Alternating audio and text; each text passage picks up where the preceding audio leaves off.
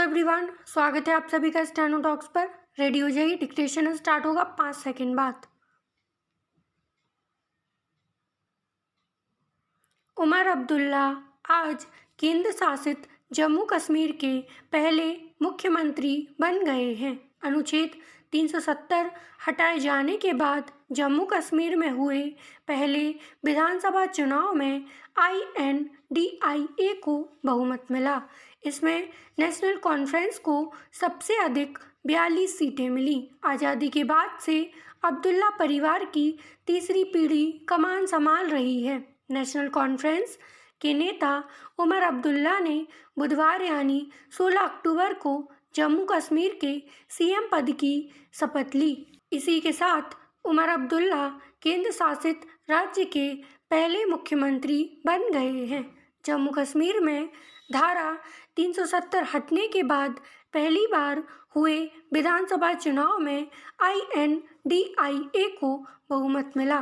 पैराचेंज, इसमें national conference को सबसे ज़्यादा 42, कांग्रेस को 6 और CPI को 1 सीट मिली। सरकार बनाने के लिए 48 सीटों की ज़रूरत होती है।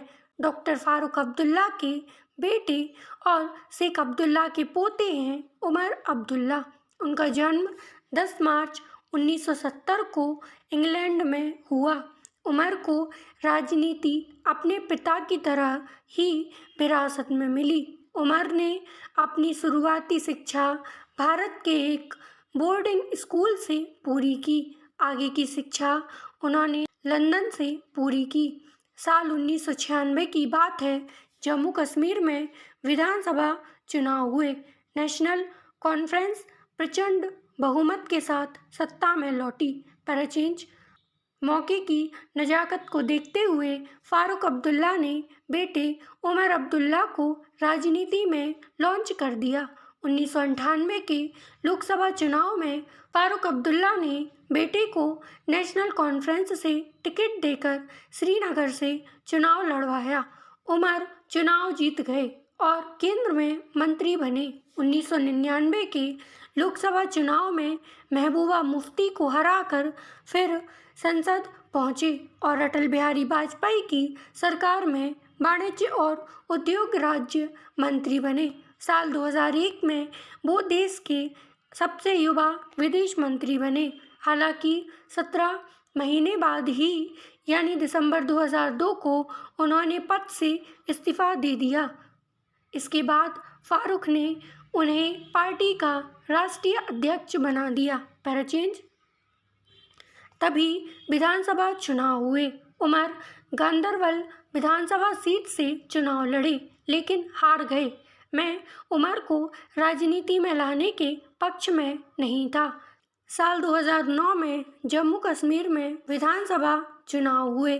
नेशनल कॉन्फ्रेंस चुनाव जीती। जब फारूक अब्दुल्ला मुख्यमंत्री पद की शपथ लेने की तैयारी कर रहे थे, तब उनकी पत्नी और उमर की मां मौली अब्दुल्ला ने अपने बेटे को CM बनाने के लिए मोर्चा संभाला।